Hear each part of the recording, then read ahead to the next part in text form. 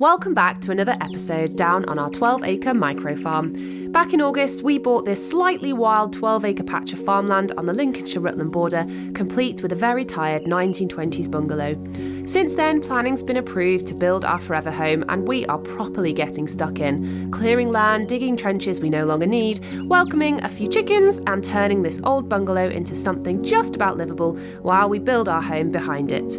We're documenting the whole journey, the progress, the chaos, the mistakes, and everything we're learning along the way. So if you enjoy honest home builds, rural life, and watching people figure things out in real time, hit subscribe and come along with us. And if you've got advice, please leave it in the comments section because we genuinely need it. Now, this week has also had its fair share of disasters and very magical moments. So let's get into it. Daddy, the pot's getting quite full.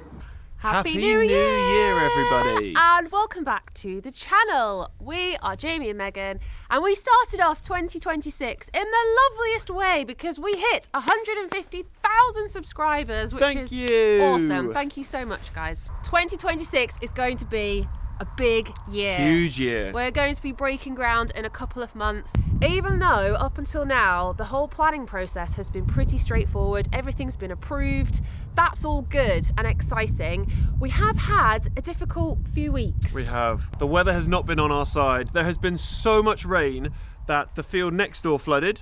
The back field also flooded, which came down to the house, and those trenches that I still haven't filled in, well, they basically caught the water and directed it straight to the house. So the night before we headed off for Christmas, I was outside in the pitch black trying to divert water straight down the hill so it didn't flood our bathroom. Thankfully we managed to get the driveway down before all the rain hit, otherwise I don't know how we would have got in and out. And then after all the rain, the snow came. Not much snow, but enough for us. So we decided to pack up the car, throw the kids in, throw 4 chickens in the boot, which was interesting, and head off to spend some quality time with our families over the Christmas period. Full. Chickens are going to go in there. Oh, one's already trying to go in. Come on, sweeties.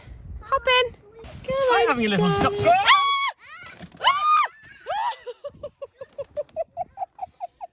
Donald! If you are the chicken police, please don't come for us. We've only got 4. We've only got 4. We know it's flock down at the moment, but if you are non-commercial and you have under 50 birds, they can move around. So we basically just kept them under cover, put them in boxes, threw them in the back of the car. Took the chicken coop with us. Went to Norfolk. My parents bought a cage with a cover, so they were rehomed there for what, 3 weeks. Hopefully we got the regulations right. Yes. You carry it, and should we put it down so it joins its friends? Go. Oh, you're funny. But it's as though we couldn't get enough of the cold temperatures because this bungalow is very poorly insulated. So we decided to swap the freezing cold bungalow for even colder conditions. We're off to Lapland! It was a 5 a.m. start from Norwich Airport, heading all the way to Pajala in northern Sweden. Still half asleep, we landed in the Arctic Circle and were greeted by Santa's elves, which definitely woke everybody up. After a super short 10-minute transfer, we arrived at the main activity base, surrounded by snow, silence, and that feeling that something really special was about to happen. We finally made it! There is so much snow here. Flight was about 2.5 hours. The kids are shattered, but the snow is beautiful, and we're just making our way to the first activity of the day. Reindeers!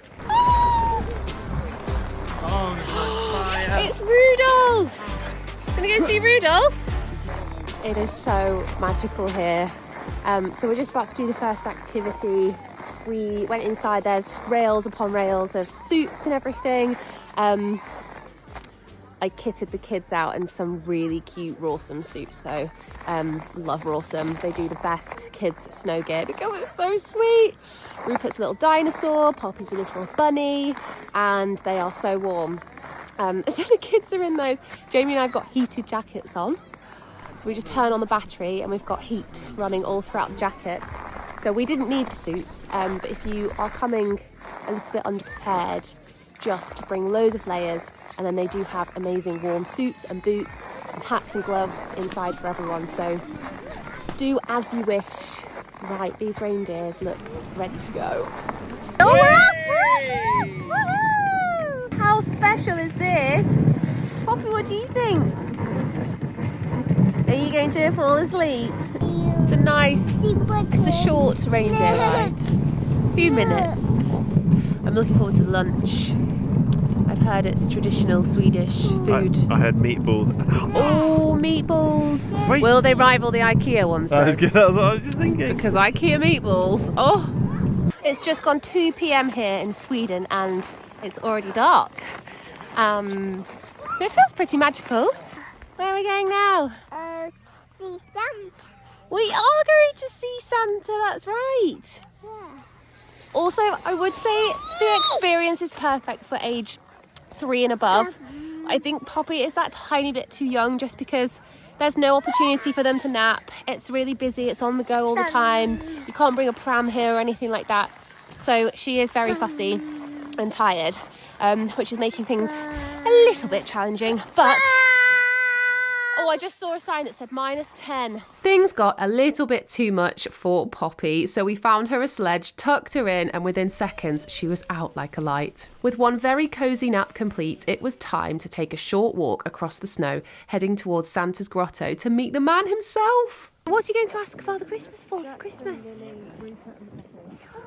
Socks! You want socks for Christmas? Okay. Not hard, Rupert. Hello, Father Christmas. Hello. And then everything went quiet.